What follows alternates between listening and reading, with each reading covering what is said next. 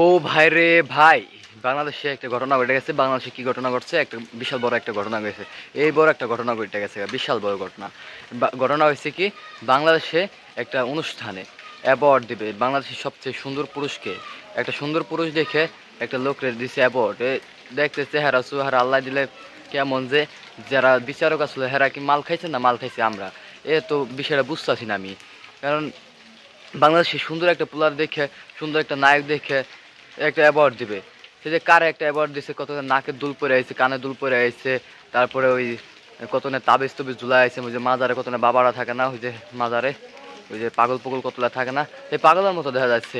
এই বেটা দিছে অ্যাওয়ার্ড, বাংলাদেশের সৌন্দর্য অ্যাওয়ার্ড দিচ্ছে, যে বাংলাদেশের সবচেয়ে সুন্দর ব্যক্তি, সবচেয়ে সুন্দর পুরুষ, এই বেটার দিছে অ্যাওয়ার্ড।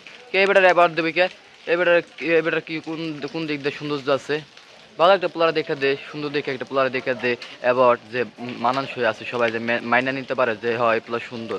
হ্যাঁ, না করে কোন বেটার একটা অ্যাওয়ার্ড দিয়ে এখন টুর শুরু হয়ে গেছে। এখন বাংলাদেশে সাকিব খান নয়, এখন হলো বাংলাদেশে অ্যাডোল্ফ খান, হলো কি যে নাম, অ্যাডোল্ফ খান হলো বাংলাদেশের সুদর্শন পুরুষ এবং বাংলাদেশের সবচেয়ে সুন্দর পুরুষ, এবং হাজারো মেয়েদের ক্রাশ, হাজারো জাতির ক্রাশ, হাজারো বেড়াগো ক্রাশ। কারণ বেটারা তো বিচারক ছিল, বেটারা কি দেখে বিচার করে যে হ্যাঁ বাংলাদেশের সুদর্শন পুরুষ হিসেবে তাকে বিচার বিচার করে তাকে জিতিয়ে দিল, বুঝলাম না আমি কিছু। সব এগুলা হলো সাকিব খান কি করছে, আর কত মানুষ আছে এর দেশে, এই যে হিরো আলম, এলেক শুভস, মিলেক শুভস, কতগুলো আছে। হিরো আলম হিরো আলম দিল পুরস্কারটা সব থেকে ভালো হতো। হ্যাঁ, না করে কি করছে, ওই দিয়া দিচ্ছে অ্যাডল্ট খান নাকি খান বলে, এই বেটার দিয়া দিচ্ছে ওই যে পুরস্কারটা, দেশ সেরা পুরস্কার, যে সৌন্দর্য বাংলাদেশ সুদর্শন পুরস্কারটা হেরে দিয়ে দিছে। ওই দেখেন আমার আমার একটা ভিডিও দেখে, ওই যে দেখেন দর্শক, আমি ভিডিও করতেছি, এর ভিতরে ভিডিও দেখতেছি, ঠিক আছে।